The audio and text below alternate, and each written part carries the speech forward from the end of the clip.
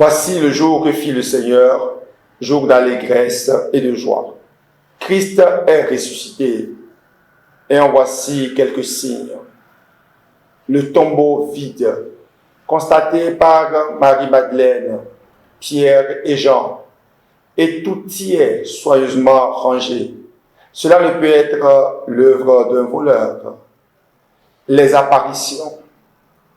Pierre dit à cet effet, Dieu l'a ressuscité le 3e jour et lui a donné de se manifester, non pas à tout le peuple, mais à des témoins. Et c'est le même Jésus. Il mange et il boit avec ses disciples et ses apôtres. La résurrection appelle notre foi. D'ailleurs, les apôtres n'avaient pas automatiquement cru. Mais quand ils l'ont vu, ils ont cru. Il vit et il crut. Si Christ n'est pas ressuscité, venez alors notre foi, nous dit Saint Paul. Avec ces signes, demandons au Seigneur, frères et sœurs, la grâce de la foi à la résurrection et la résurrection de notre foi en ce monde. Avec ces signes, frères et sœurs, demandons au Seigneur la grâce de la foi à la résurrection et la résurrection de notre foi en ce monde qui ne croit plus tellement. Voici le jour que fit le Seigneur, jour d'allégresse et de joie. La résurrection du Christ est une nouvelle création, c'est une recréation, indiquée par le début de l'Évangile, le premier jour de la semaine. C'est la victoire de la vie sur la mort, de l'amour sur la haine, de la lumière sur les ténèbres. La résurrection du Christ nous assure alors que même si nous traversons les ravins du mal, de la maladie, de l'incompréhension, du mépris, de la mort, il y a l'espérance d'un nouveau jour, d'un premier jour où tout recommence, où tout renaît, avec une nouveauté radicale et inespérée qui n'est que l'œuvre de la grâce. Seigneur ressuscité, dispose nos cœurs à accueillir cette grâce de la nouveauté. Voici le jour que fit le Seigneur, jour de fête et de joie. La résurrection du Christ induit notre résurrection, non seulement au futur, mais déjà au présent. Nous sommes déjà des ressuscités. Comme le dit Saint Paul, vous êtes ressuscités avec le Christ, vous êtes passés par la mort, votre vie reste cachée en Dieu. Oui, par la grâce du baptême, nous faisons l'expérience de la mort et de la résurrection. Nous sommes des ressuscités, nous n'appartenons pas à la mort, nous allons vers la résurrection.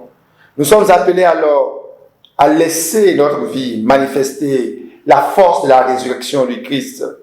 Seigneur, accorde-nous la grâce de devenir des ressuscités dans le monde, celles et ceux qui répandent la grâce de la résurrection. Voici le jour que fit le Seigneur, jour de fête et de joie. Les textes de ce jour nous indiquent comment vivre en ressuscité. Nous sommes ressuscités quand nous faisons le bien, quand nous créons la culture du bien. Le bien ressuscite et fait ressusciter. Pierre dit du Christ, partout où il passait, il faisait le bien. Quelquefois, dans notre vie personnelle, au regard de l'ingratitude, de la méchanceté, nous avons peur de faire le bien. Nous avons de la peine à faire le bien. Et pourtant, le bienfait n'est jamais perdu. Nous sommes ressuscités quand notre vie est portée par l'amour, comme Marie-Madeleine qui, malgré la mort, se rend par amour au tombeau de grand matin. Elle n'avait pas peur. L'amour ne passera jamais. Il donne plutôt des ailes, les ailes de l'enthousiasme, comme à Jean qui courut plus vite, non seulement parce qu'il était plus jeune, mais parce qu'il se définissait comme le disciple que Jésus aimait le plus. L'amour ne brusque pas. Il fait place à l'autre. Il laisse la place à l'autre. Il n'exclut pas. Jean ne prend pas la place de Pierre. Il attend. il attend Pierre. Et c'est l'amour qui fait voir, qui croit. Seul amour est digne de foi. Voici le jour que fit le Seigneur, jour de fête et jour de joie. Que devons-nous faire? Comme Pierre, soyons témoins devant tous de la résurrection. Lui, jadis peureux, par la grâce de la résurrection, confesse la foi à la résurrection, devant même le Sanhédrin. La peur tue et enterre. Filles et fils, d'une culture de peur, où l'on se fait peur, où l'on a peur de tout, accueillons la grâce de la résurrection, et ainsi nous serons libérés de la peur qui ankylose, de la peur qui tétanise, de la peur qui empêche de renaître et de recommencer.